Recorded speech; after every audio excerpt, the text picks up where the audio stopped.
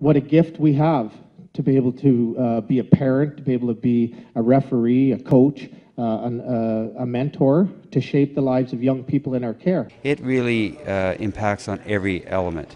Element of the game on ice, off ice, in our boardrooms this weekend and throughout the year, as well as respect for the needs and the opportunities that we want to present to the family and to the player and to others who are just fans of the game. And I think respect is such an incredibly powerful aspect, and it really is the systemic aspect of what we're talking about, whether it's violence in sport or whether it's decision making in the boardroom. And I think that it's all about respect is something that we've coined as a theme for this AGM, but it should go beyond this AGM. It should be in all aspects of how we live. If there's rules, there's a handbook, whatever that has to get to parents, whether you're an educator, but you got to know the rules, and the parents have to know what's going on for this coming season. So when somebody says, my little Johnny didn't do that,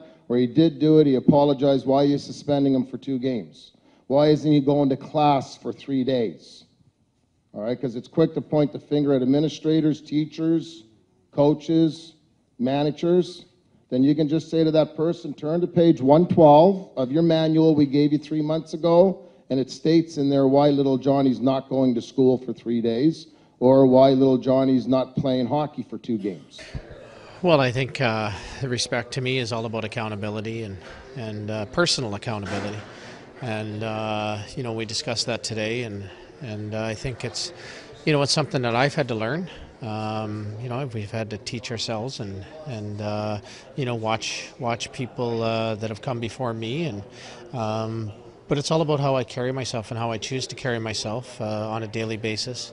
And how I choose to represent myself, whether it be in a business setting, sports setting, or personal setting. And and I think it's worked out well. I think when I can set myself up to be accountable to others and to myself on a daily basis, then I find that things work better, and I seem to be able to handle situations in whatever setting it may be in a positive light. I think when we look at issues, when they're not understood.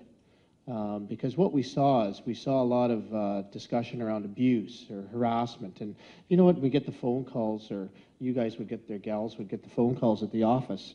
My daughter or son didn't make AAA hockey, that's abuse. Well, actually, it's not. So don't call me again. So we've got to be accountable. We as parents, I don't know if you're a parent, but we're a true reflection of who our children are.